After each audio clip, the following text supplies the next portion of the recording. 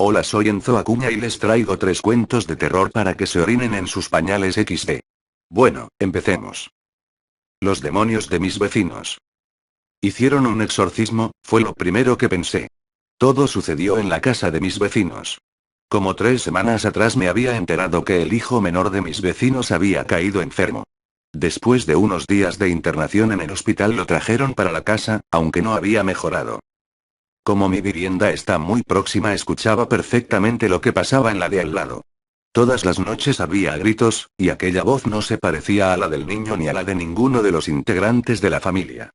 Cuando no insultaba agresivamente decía cosas que no se entendían, parecía hablar una lengua extraña. Pero creí que solo se trataba de problemas de salud, tal vez ataques de nervios. Un día, al salir al patio, vi que al lado llevaban entre dos a un cura, pues este apenas podía caminar. Uno de los hombres era mi vecino. Después de dejar al cura debilitado en una camioneta, atravesó el patio sin notarme, estaba visiblemente nervioso. Ahí fue cuando se me ocurrió lo del exorcismo. Como los gritos nocturnos no pararon, era lógico pensar que había fallado.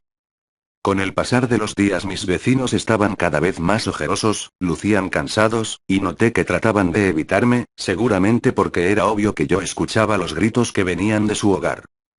También dejé de ver a los hermanos de afectado, seguramente no los dejaban salir, supuse. Una noche, ya de madrugada, golpearon frenéticamente la puerta. Era mi vecina. Discúlpeme por despertarlo, Javier, me dijo. Mi esposo no está y no tengo quien me ayude. Franco, el menor, está bastante enfermo, y salió de su dormitorio y no quiere volver a él. Mis otros hijos no pueden, Franco es fuerte, y él no reconoce a nadie cuando anda nervioso, es un problema que tiene. Le pido por favor que me ayude. Sí, por supuesto. Vamos, afirmé, aunque por dentro maldije mi suerte. ¿Y si realmente aquel niño estaba poseído? Al pensar en sus hermanos indefensos y en aquella pobre mujer tomé coraje de repente. Entramos a la casa y lo hallamos intentando forzar la puerta de un cuarto. Tras esa puerta estaban sus hermanos. Al advertirnos me miró y sonrió diabólicamente. Nunca olvidaré aquella sonrisa retorcida que mostraba unos dientes ensangrentados con su propia sangre. Su aspecto era increíble. ¿Cómo una carita tierna podía transformarse así? No me quedaron dudas, estaba poseído. Cuando me acerqué intentó huir, pero lo tomé por debajo de los brazos. Intenté ser delicado, pero tenía tanta fuerza que para someterlo tuve que usar toda mi energía. Chillaba y pataleaba, sus talones golpeaban mis piernas, intentaba arañarme con sus manitos. Después de una verdadera lucha conseguí llevarlo al cuarto, y con la ayuda de mi vecina lo amarramos a la cama. Muchas gracias. Me agradeció. Mi esposo ya debe estar por venir, él va a traer ayuda. Gracias. De nada. Si quiere me quedo hasta que venga. No, ya ayudó bastante, gracias, en serio. Al pasar frente al cuarto de los otros niños noté que ella miró muy preocupada la puerta, y la tanteó para asegurarse que estuviera cerrada. ¿Qué pasaba allí? ¿No iba a fijarse si sus otros hijos estaban bien? Le iba a decir algo cuando del cuarto aquel brotaron unos gritos que me erizaron la piel. Ahora los otros también estaban poseídos. Eran 3, y sus gritos me ahuyentaron de la casa. La mujer esperó a su esposo en el patio. Yo quedé en el mío. No pensaba volver a acostarme esa noche. No mucho después llegaron varios vehículos, y bajaron de ellos unos monjes que vestían hábitos largos. También llegaron otras personas que no sé si eran curas. Entraron al hogar, aumentaron los gritos, y luego fueron sacando a los niños. Pude ver que les habían colgado unas cruces enormes en el cuello, y ahora los niños parecían paralizados. Cuando se fueron todos la casa quedó vacía. Unos días después vino un camión de mudanza y se llevaron todo. Nunca más supe algo de mis vecinos, aunque a veces creo oír voces que vienen de su casa. Las patas de la cama. Don Álvaro estaba regando su jardín cuando algo despertó su curiosidad, que no era poca. Por encima de la valla que limitaba su terreno, vio a su nuevo vecino atravesando el patio, y este cargaba en sus brazos 4 patas de cama. Le cortó las patas a su cama, pensó enseguida Álvaro. Pero, ¿por qué? Seguramente, al ver eso la mayoría supondría que se le rompió una pata y cortó las otras para emparejar, pero don Álvaro, muy afecto a la lectura de cuentos de terror, pensó. Tal vez se le apareció algo bajo la cama. Además de su imaginación muy activa, Álvaro tenía otras razones para creer aquello, pues antes de ser ocupada por su nuevo vecino la casa había estado deshabitada por años, y sus últimos dueños habían sufrido una gran tragedia. El vecino dejó las patas en el tacho de basura. No mucho después Álvaro fue a revisar disimuladamente. Comprobó que habían sido cortadas con sierra, y ninguna estaba quebrada o astillada. Interesante. Unos días después su vecino se estaba mudando, un camión llevaba sus cosas. Aquella era su oportunidad para averiguar algo. ¿Se muda, vecino? Le preguntó Álvaro. Sí, me mudo, ya ve, hoy mismo, si podemos cargar todo. Ah, qué lástima. Pero bueno, supongo que será para mejorar. Esa casa ya está muy vieja, y las casas viejas tienen sus cosas, sus ruidos y eso, ¿no? Y esta no es la excepción, afirmó el vecino, mirando de reojo la vivienda. ¿A qué se refiere? Preguntó Álvaro, seguro de que el otro le iba a contar algo. A nada, a que es vieja nomás, evadió la pregunta el tipo, y empezó a ayudar a los de la mudanza para no hablar más. Se llevaron todos los muebles menos la cama. Después pusieron un cartel de se vende.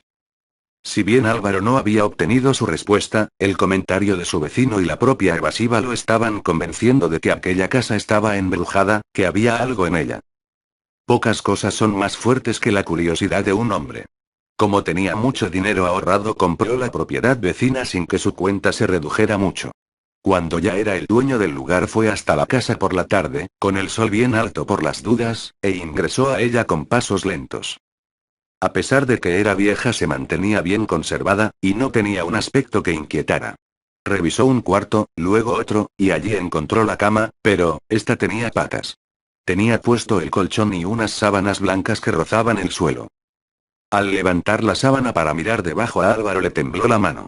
No había nada, mas algo era extraño, aquellas parecían ser las mismas patas que su vecino tirara a la basura. ¿Cómo podía ser? Repentinamente la cortina de la ventana se cerró sola, dejando la habitación en penumbras. Cuando Álvaro giró hacia la puerta para salir, varias risitas infantiles resonaron bajo la cama, y ésta empezó a andar como si fuera un animal, y avanzó hacia él como lo haría una araña gigantesca. Álvaro escapó por poco, y salió de la casa tambaleándose y con una mano en el pecho, y a duras penas alcanzó la suya. Tomó una medicina y empezó a calmarse. Dentro de la casa vecina la cama seguían andando por toda la habitación, y el ruido de sus patas resonaban en todas las piezas. El peso del monstruo. El cielo ya se había oscurecido y llovía copiosamente. El agua se deslizaba por la pared de vidrio del consultorio. La pared cristalina separaba un patio interior donde algunas plantas temblaban bajo la lluvia. Dentro del consultorio estaba Ortiz y su paciente. El paciente estaba recostado en un diván de esos que usan los psicólogos.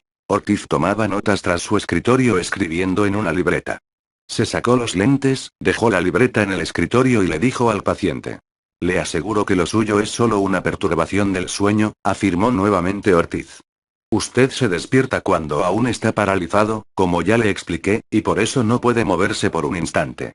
No es que haya algo sentado sobre su pecho, nada de eso.